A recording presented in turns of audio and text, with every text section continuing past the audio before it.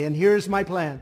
First, within hours of my inauguration, I will sign an executive order banning any federal department or agency from colluding with any organization, business, or person to censor, limit, categorize, or impede the lawful speech of American citizens. I will then ban federal money from being used to label domestic speech as mis- or disinformation.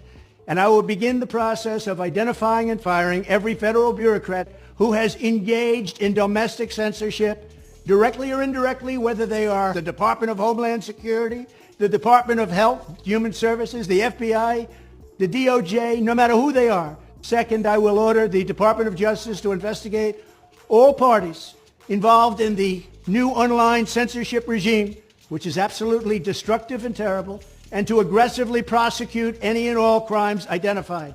These include possible violations of federal civil rights law, campaign finance,